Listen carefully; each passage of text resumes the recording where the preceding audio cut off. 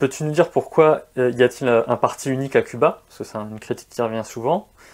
Est-ce que cela ne pose pas de problème démocratique, selon toi?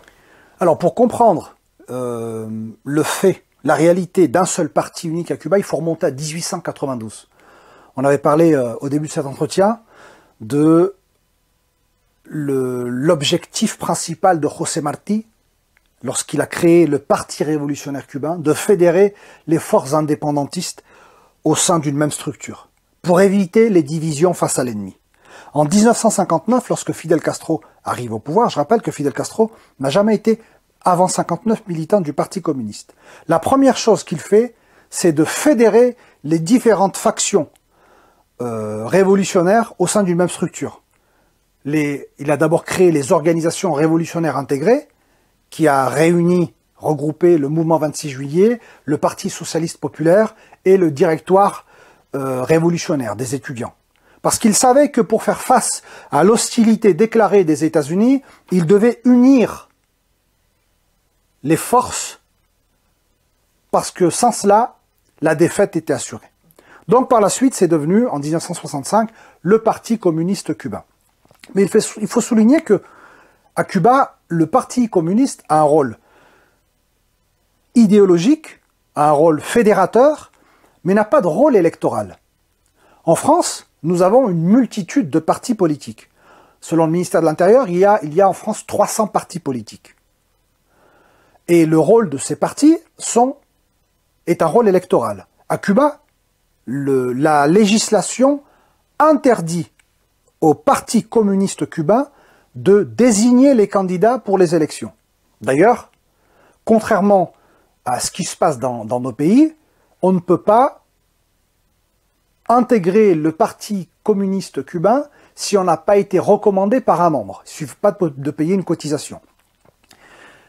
D'ailleurs, pour ce qui est des élections, vous avez la moitié des députés de l'Assemblée nationale actuelle, qui est le principal organe législatif, c'est un parlement unicaméral, qui ne sont pas membres du Parti communiste cubain.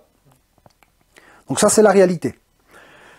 Alors, est-ce que le monopartisme ou le parti unique est antinomique de la démocratie? Je crois que la démocratie a plus de 2000 ans d'existence et que le parti politique est une institution du 19e siècle. Moi, je mets au défi quiconque de me trouver un texte de Socrate, de Platon, de Sophocle ou de Périclès qui parle de parti politique. George Washington, qui a été élu président des États-Unis, a-t-il été élu dans un système multipartite? Ce n'est pas le cas. Donc le multipartisme est une réalité politique qui correspond à un certain modèle démocratique et à l'histoire de certains pays, et le monopartisme correspond à l'histoire d'autres pays. Sous Batista, il y avait multipartisme. Ça n'empêchait pas qu'il y avait une dictature. Donc il faut comprendre les raisons historiques de cette union des forces politiques. Alors, à Cuba, pour parler des élections, pour pouvoir être élu, il faut être postulé par les électeurs. Comment fonctionne le système électoral cubain, que ce soit municipal, provincial ou pour les législatives, lors des moments électoraux, les Cubains se regroupent par circonscription et désignent eux-mêmes leurs candidats.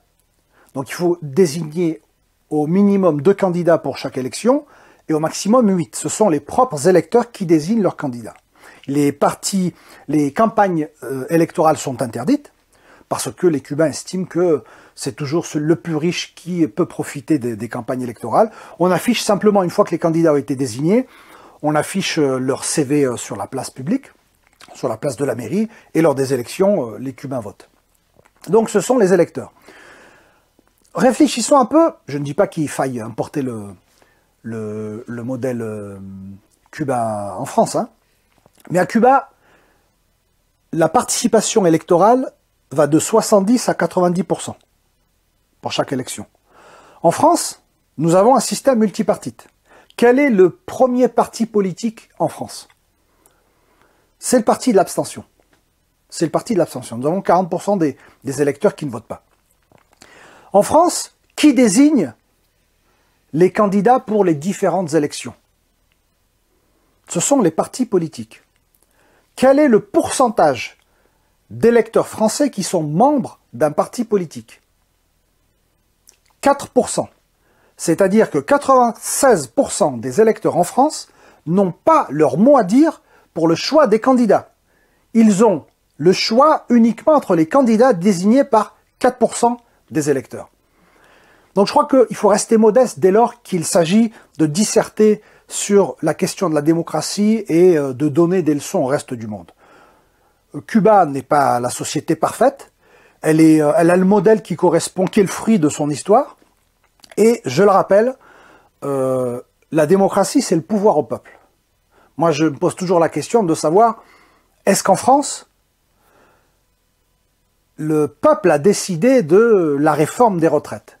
Il y a eu une immense majorité de l'opinion publique contre la réforme des retraites, pourtant elle a été imposée. Donc peut-on donner des leçons, nous, aux Cubains?